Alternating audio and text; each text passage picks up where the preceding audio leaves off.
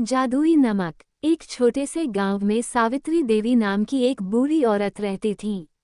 उनका बेटा मोहन और बहू राधा भी उनके साथ रहते थे।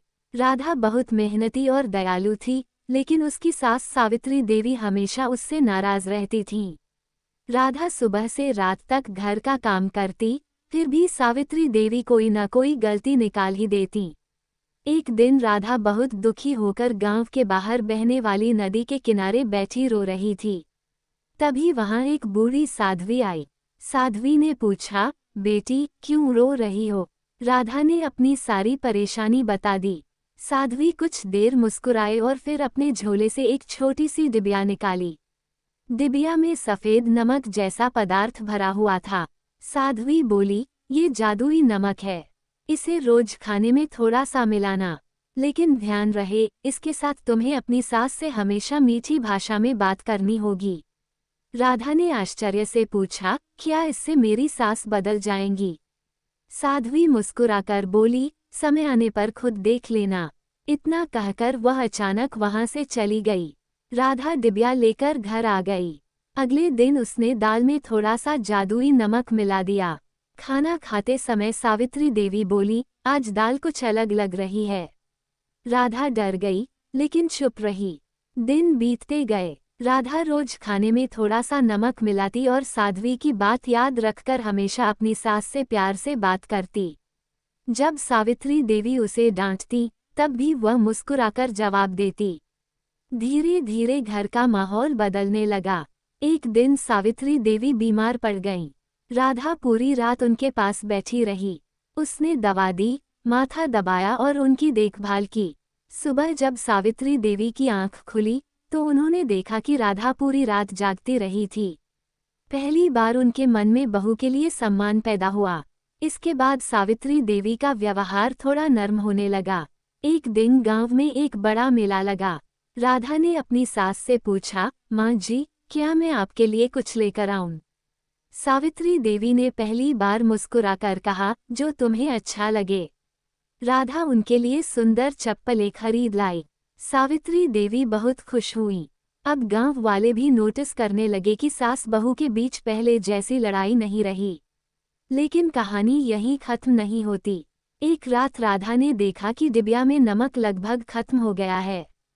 वह घबरा गई। उसे डर था कि नमक खत्म होते ही सब पहले जैसा हो जाएगा। अगली सुबह वह फिर नदी के किनारे पहुंची। बहुत देर इंतजार करने के बाद वही साध्वी दिखाई दी। राधा दौड़कर उनके पास गई। माँ, नमक खत्म हो रहा है, मुझे और चाहिए। साध्वी जोर से हंस पड़ी। बेटी, उस डिबिया में कोई जादू नहीं था।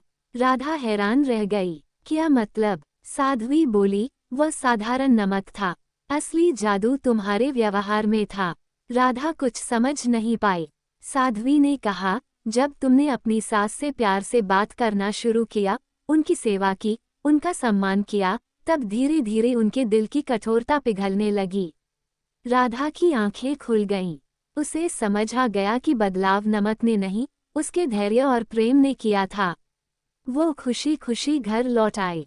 लेकिन उसी शाम एक अजीब घटना हुई। सावित्री देवी अपने पुराने कमरे की सफाई कर रही थीं। तभी उन्हें एक पुराना संदूक मिला। संदूक में कुछ पुराने गहने, तस्वीरें और एक पत्र रखा था। वो पत्र उनके पति ने कई साल पहले लिखा था। पत्र में लिखा था, सावित्री, अगर कभी तुम्हें लगे कि दुनिया तुम्हारे खिलाफ है, तो याद रखना कि प्यार सबसे बड़ी ताकत है। कठोरता रिश्तों को तोड़ती है, लेकिन प्रेम उन्हें जोड़ता है। पत्र पढ़ते ही सावित्री देवी की आंखें भर आईं। उन्हें महसूस हुआ कि वे खुद भी वर्षों से अकेलेपन और दुख के कारण कठोर बन गई थीं। उस रात उन्होंने राधा को अपने पास बुलाया। बेटी, मुझे तुमसे कुछ कहना है। राधा घबरा गई। सावित्री देवी ने उसका हाथ पकड़ लिया। मैंने तुम्हें बहुत दुख दिए हैं। राधा की आंखों में आंसू आ गए। माँ जी, अब पुरानी बातें छोड़ दीजिए। सावित्री देवी बोली, नहीं, आज मुझे सच कहना है।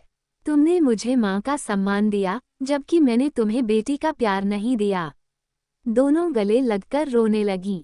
उस दिन के बाद उनका रिश्ता पूरी तरह बदल गया। गांव में उनकी मिसाल दी जाने लगी।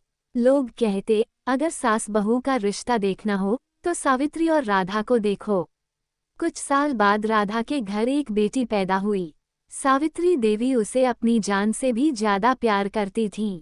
एक दिन छोटी बच्ची ने खेलते खेलते वही पुरानी नमक वाली डिबिया ढूंढ ली। उसने पूछा, दादी इसमें क्या है? सावित्री देवी मुस्कुराईं। उन्होंने डिबिया को हाथ में लिया और कहा, इसमें दुनिया का सबसे बड़ा जादू है। बच्ची ने उत्सुकता से पूछा, कौन सा जादू? सावित्री देवी ने राधा की ओर देखा और मुस्कुराते हुए बोलीं, प्यार, सम्मान और धैर्य का जादू। राधा भी मुस्कुरा दी। खिड़की से आती शाम की सुनहरी रोशनी पूरे घर में फैल गई और वह छोटी सी नमक की डिबिया हमेशा के लिए परिवार में एक याद बनकर रह गई। एक ऐसी याद जिसने सबको सिखाया कि असली जादू किसी वस्तु में नहीं बल्कि इंसान के व्यवहार और प्रेम में होता है।